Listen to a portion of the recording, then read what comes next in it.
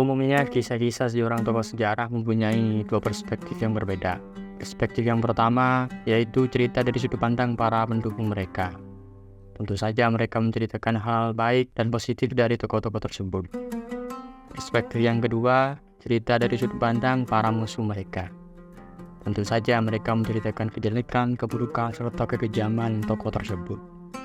Namun ada satu tokoh yang dari sudut pandang manapun dia mempunyai citra yang positif. Siapakah dia?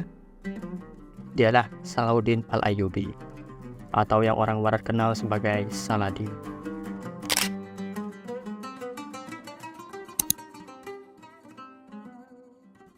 Yusuf bin Najmuddin Ayyub atau yang kita kenal sebagai Salahuddin Al-Ayyubi, beliau adalah seorang jenderal Islam yang berhasil menguasai Yerusalem. Beliau lahir pada 1138 di Tikrit, Irak. Pada saat ayahnya, Najmuddin Ayyub, sedang menjadi gubernur Seljuk untuk kota Mosul di Irak. Sejak kecil, Salahuddin sudah belajar Al-Quran, fikih, sastra, teologi Sunni, politik, sampai strategi perang. Karirnya dalam menjadi jenderal berawal ketika ia membantu pamannya, Nuruddin Mahmud, menaklukkan dinasti Fatimiyah yang berhaluan Syiah.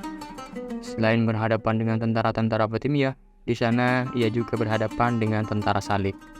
Singkat cerita, Salahuddin dan pamannya memenangkan pertempuran, dan mereka pun menguasai wilayah dinasti Fatimiyah yang berada di Mesir. Dan dari situlah Salahuddin membangun dinastinya yang ia beri nama dinasti Ayyubiyah.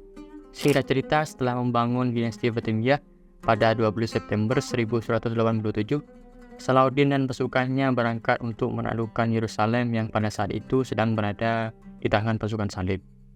Berbagai persiapan telah ia lakukan, mulai dari membangun markas-markas militer, membangun benteng, sampai persiapan non-materi seperti mempersatukan umat Islam dalam satu akidah.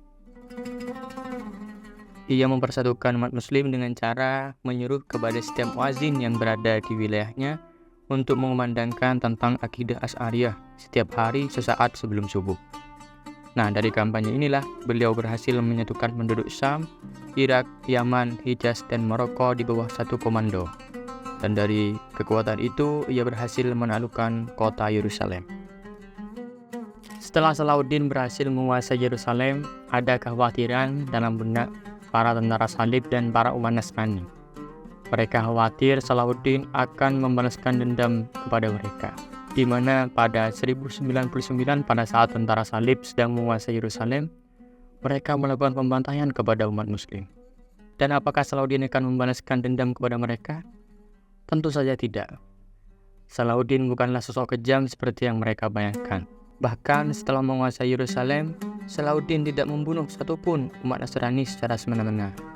Bahkan ia menjamin kehidupan mereka, tidak memaksanya pindah agama, dan bahkan kalau umat Nasrani mau ziarah ke Yerusalem, ia biarkan. I will give every soul safe conduct to Christian lands. Every soul. The women, the children, the old, and all your knights and soldiers, and your queen.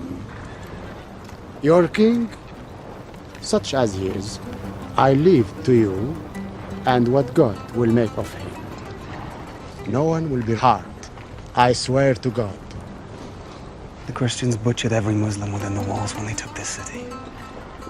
I am not those men. I am Salahuddin. Salahuddin. Nah, dari sikap bijaksananya itulah Salahuddin dikenal sebagai raja yang penuh kehormatan. Mulai dari kalangan Islam maupun kalangan Barat mencatat baik citra Salahuddin.